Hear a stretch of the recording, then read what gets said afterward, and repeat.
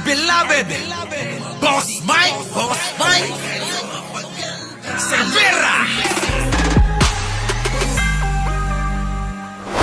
Nang kumprontahin ang NBI agent, dito na nagkaputukan. Kita Pagdating nyo? sa bridge sa GSIS premises, tinanong ng usaa ang NBI agent na nakaupo. Ah. Lamang kasama nga ang isang blue guard ng Oh. GSIS. Oh, nakaupo lang daw, nakaupo lang ha. Wala namang aksyon, nakaupo lang. Oh. Nagpakilala Ah. na NBI agents at nung nagsabi sila ng kanilang pagkakakilanlan, Ah. agad nagpaputok ng warning shot Oh. si Sergeant at Arms Mau Aplaska. Nako, lagot ka, Mau. Mau, sitong lagot ka na. Sigurado, putang ina ka, makukulong ka. Kita mo yan? Nako, Diyos ko po. Kakasunod mo dyan sa mga amo mo dyan sa Senado. Yari ka dyan, sigurado, yari ka. Oh. At dahil doon, napilitan ding magpaputok ng warning shot Ah. ang NBI agent. Ah. Lumalabas po sa mga ulat na kayo yung unang nag-warning shot eh. Ah. Totoo po naman po yung Mel. No? Yes. Bakit ho? Ba't Ito ano po yung- ay kasama sa aming standard operational. Nakita po namin yung mga tao na armado, kaya po as part of our procedure, ay sinallenge po namin siya. Sinallenge po kung sino sila, sumugot naman na NBI agents. Oh. Pero nung sinabi namin na bakit kay armado, ibaba niyo yung mga baril nyo, instead of lowering down the firearm, Ah.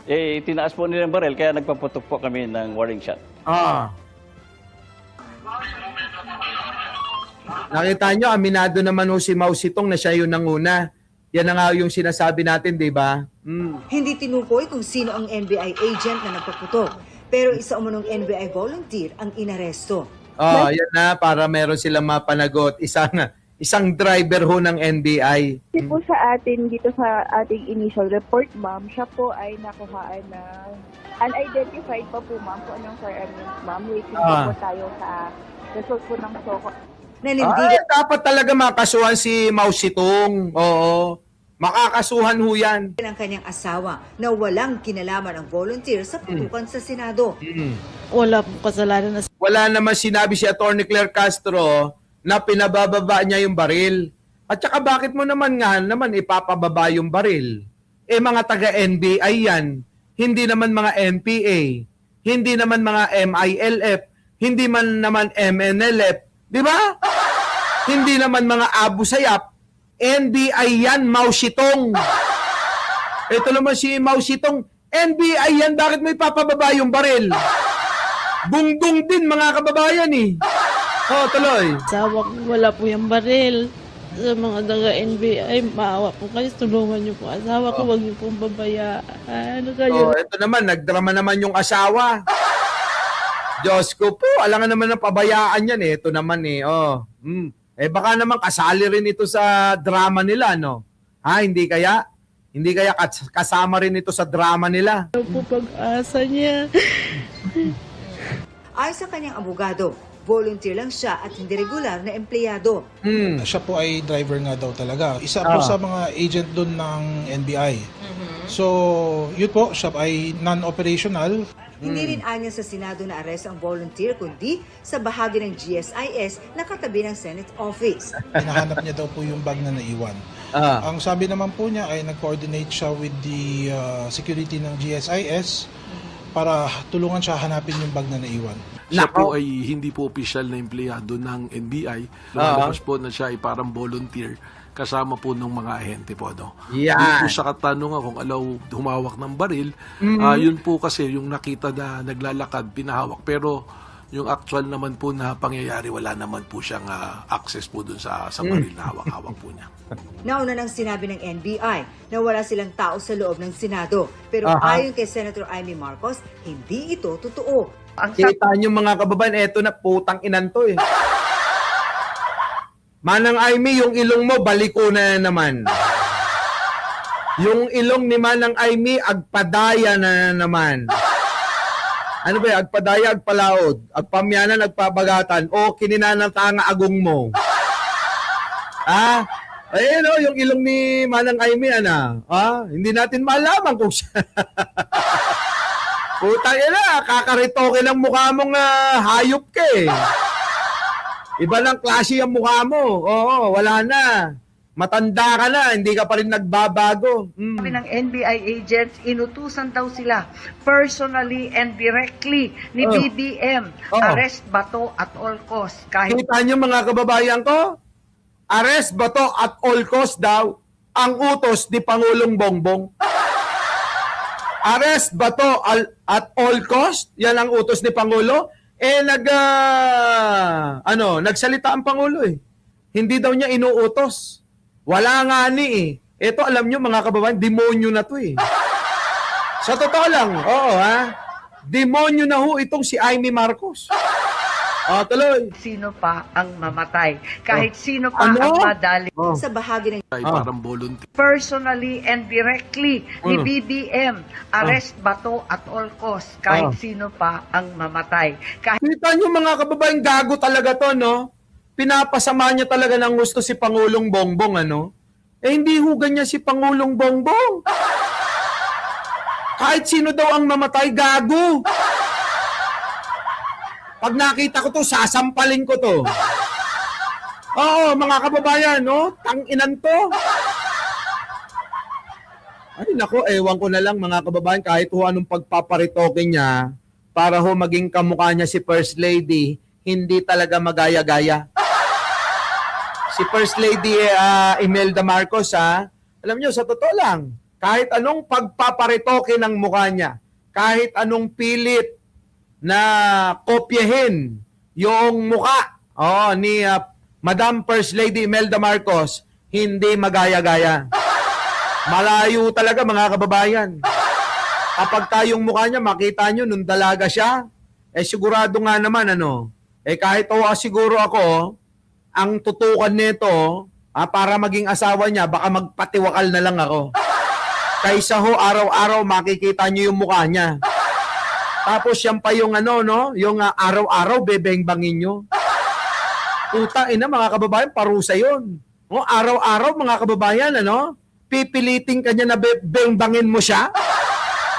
Grabe, ang tindi. Mga kababayan, paano nyo kaya yung maaatim, Puta, habang tinitira mong ganung mukha yung makikita mo, may nakatutok sa yung baba. Tao pa ko Ano to? Ano ba to? Andali, wait lang May mga nagme-message. Ang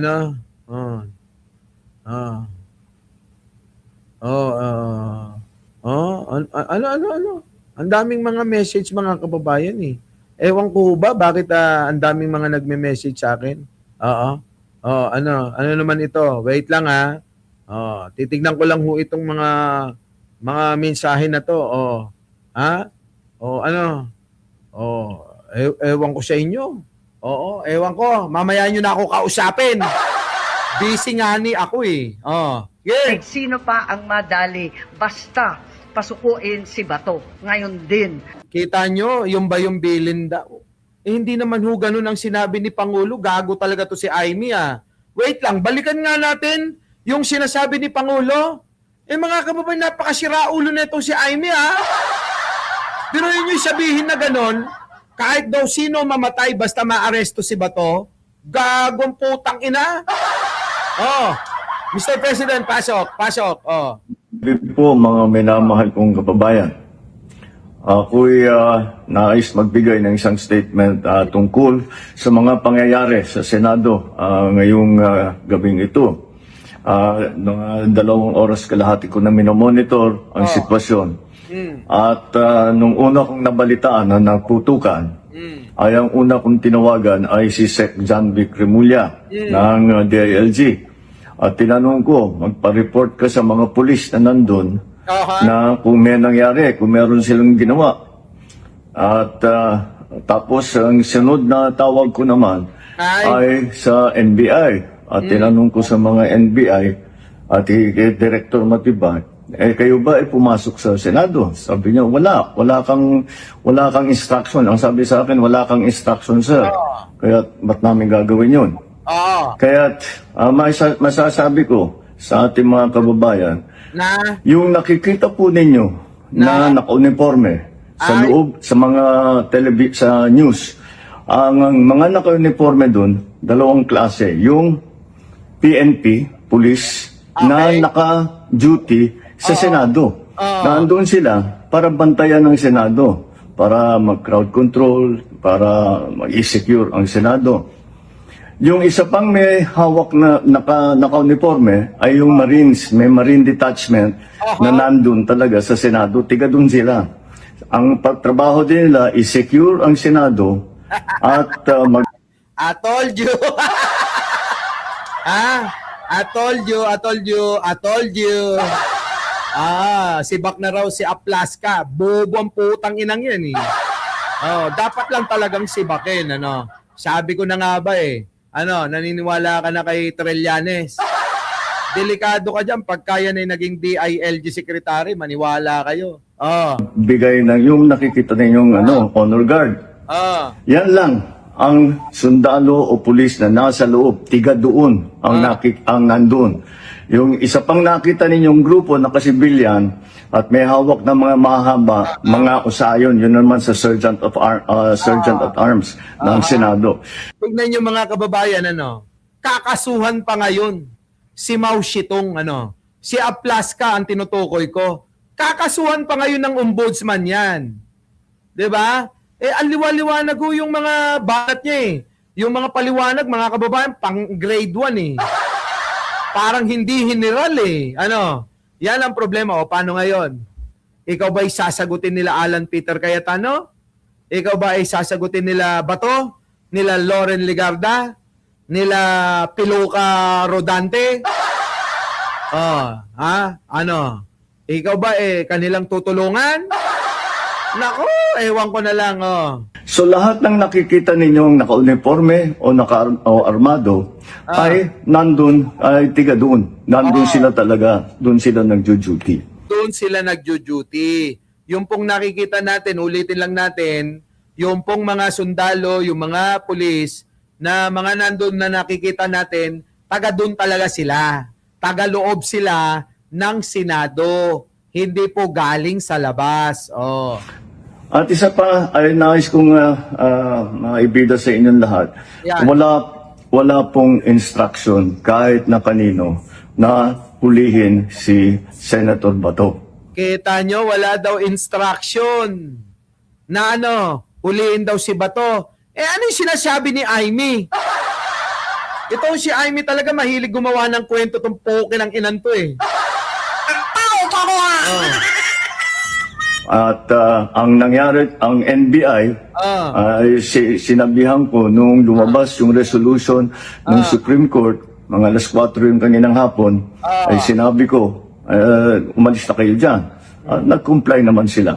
Kaya nung kausap ko si Director Matibag, sabi niya walang NBI doon, nandito lahat kami sa opisina. Yan. At ayun po, ay dahil kong mapaalam na sa lahat ng ating mga kababayan, itong pangyayari na ito, ay tayo maging kalma lang po. Nakausap ko na si Senate President Alan. Kita nyo, kinausap niya pa si Alan Cayetano, putang inang balimbing na yan. Ganito kakalmado ang Pangulong Bongbong Marcos. Nag-iisip, hindi ho pinangungunahan ng emosyon. Hindi ho katulad ni Peter Cayetanong putang inang yan. May papalo-palo pa. May papalo-palo pa ng table. Diba? Kulang na lang mga kababayan, magladlad ng putang ina eh. Kulang na lang sabihin niya, ano ba mga day? Ganon, kulang na lang maggaganon ho eh. Ay, panay lang hindi lang. Parang sanay na dumila talaga. Hindi nyo ba napapansin? Panay dila ni Alan Cayetano. Parang sanay-sanay na dumila ng ulo ng suso,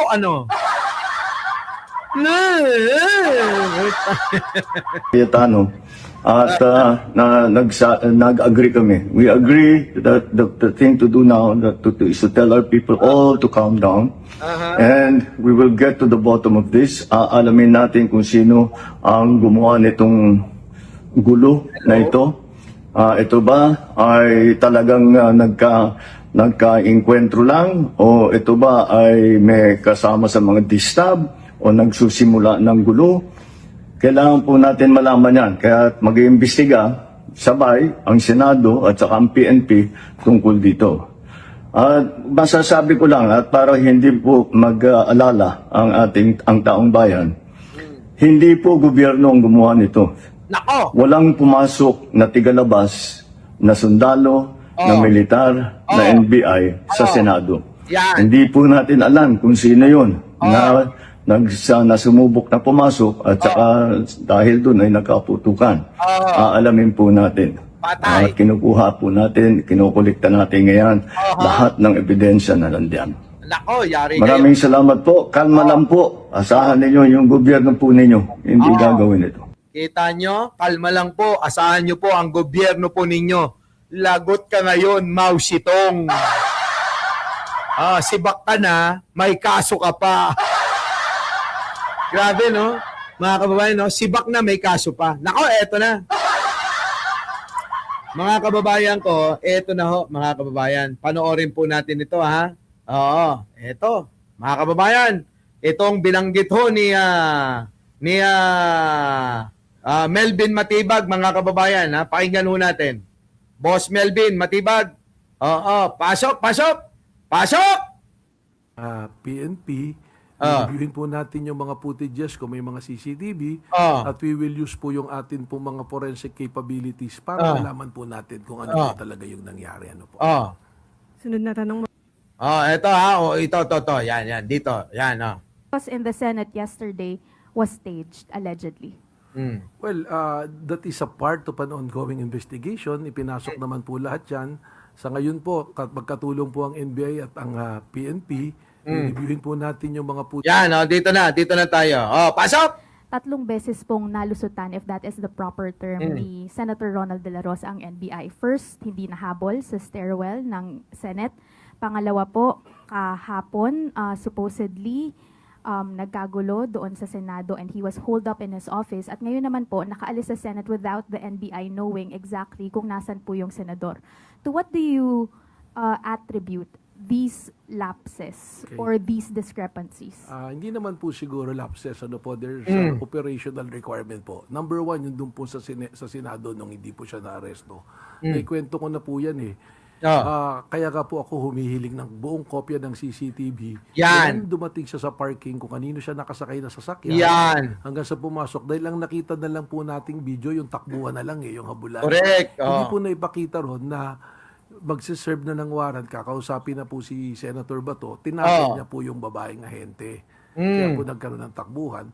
At nung nagdeklara po ang Senado na protective custody nila si Senator Bato, minabuti po namin na irespeto yung sinabi na yun ng Senado sapagkat irespeto po natin sa co-equal branch po na executive ay nandoon. Yung pong mga issue ng legal na wala namang ganong basihan, hindi na po natin yung pag-uusapan. Kaya naman, nung dumating na po sa korte, na-validate naman din po yung naging desisyon ng NBI na wag pong arestuhin si Senator Bato. Ito naman pong pangalawa, ganoon na rin po yun, karugtong na meron pong pending na kaso sa Supreme Court. Correct. And the strict instruction is wag pong arestuhin. And at the same time, ang gusto po ng ating pong pamahalaan, i-maintain na yung peace and order, mataas na po masyado yung po bang pagtatalo-talo, pag-aaway-away ng iba't ibang grupo. Tama. Ito naman po, hindi pa naman po validated kung talagang nakalis na po siya sa Senado at kung saan siya napunta. Narinig nyo mga kababayan ko? Hanggang ngayon po ay hindi pa kumpirmado o balido kung nakaalis na ba talaga si Bato de la Rosa dyan po sa Senado. Sabi po yan ni NBI Director Melvin Matibag, mga kababayan Ayan pakinggan nyo. Away ng iba't ibang grupo. Ito naman po, hindi pa naman po validated kung talagang nakalis na po siya sa Senado at kung saan po napunta. Yan. Sir, Kita nyo mga kababayan ko? Sir, sorry. Ma'am, nakita nyo mga kababayan? Hindi pa ho balido talaga. Wala pang makakapagturo kung totoo ba na si Bato ay nakalis na ho ng Senado. Kasi nakakapagtaka ho Parang talagang ang galing ng pagkakadali. Meron agad nagpasalamat na nakatakas, ginamit yung salitang nakatakas. Yung pong asawa at pinasalamatan si sino to? Si Alan Cayetano at iba pa, mga abogado, pinasalamatan na ho Para bang mina-mindset na tayo, kinukondisyon na yung isip natin na talagang nakaalis na si Bato de la Rosa. At may mga bali-balita na sumibat na nga raw at nakita na raw sa airport. Di ba? Mga kababayan ako rin duda ho ako rito Duda ako dito sa mga sa mga dramang ito. Na baka mamaya ho ngayon nanonood lang si Bato de la Rosa sa atin At nakahiga po sa isang kwarto na malamig diyan po sa Senado para hindi ho maibalik sa kanya na si Bato de la Rosa ay takot, ayaw sumuko at ginagamit na taguan ang mismong Senado at talaga namang parang ginawa na hong hotel. Ginawa na hong Senate Hotel. Oo, sabi nga ni Robin Padilla. Di ba, mga kababayan? Ginawa ng Senate Hotel ni Bato de la Rosa ang Nako, may briefing daw si Boying, mga kababayan. Nako, alamin ho natin. Panoorin natin Puntahan nyo na ho, mga kababayan, yung briefing ni Boying Remulla. Panoorin natin At mamaya babalik ho tayo. Muli, mga kababayan, hanggang dito na lang at kita-kita po tayo mamaya. Opo Maraming salamat po. Our beloved Boss Mike Cervera.